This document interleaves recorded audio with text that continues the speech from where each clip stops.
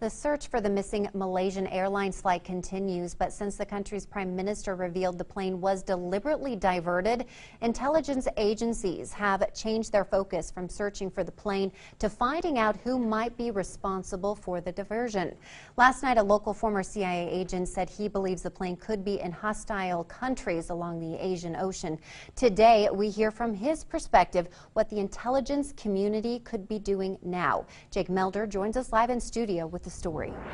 News that the plane was deliberately diverted added yet another layer to this complex story, and it certainly set off some alarms for former CIA officer Robert Kolish. Robert Kolish worked in the CIA for 23 years before retiring last fall. He says intelligence agencies from many nations would be looking for the missing plane.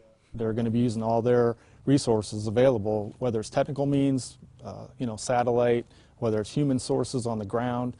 All that's going to come into play to determine what may have happened to this aircraft and the people on board.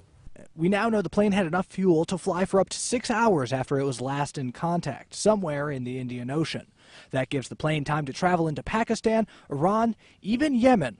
Kolish, who spent years in that area, says the coastal countries have places to land a jumbo jet. You've got that whole region where if they've got an airstrip, if they've got hangars, if they've got access to fuel, then they could take the plane there. Attention has been placed on the pilots as the investigation indicates communication with the ground was cut by someone with knowledge of the plane's systems. But questions about why the plane was diverted will continue to go unanswered until the plane is found. It's going to be a top priority. We want to find this aircraft because we don't know what the intent is next. And like I said, the most important thing is finding out where the plane is, where the passengers are, so we can determine the intent. Kolish says if this is an act of terror, those responsible would not necessarily make themselves known. They're not going to claim responsibility at this point, you wouldn't think, because they've still got something else that they're going to try to do later. In the meantime, intelligence agencies will continue their search, both on land and sea, searching for clues to solve the mystery of MH370. Kolish says aerial surveillance could struggle to find the plane if it has been hidden in a hangar. He says if the plane has landed, gathering information from human assets on the ground will be critical.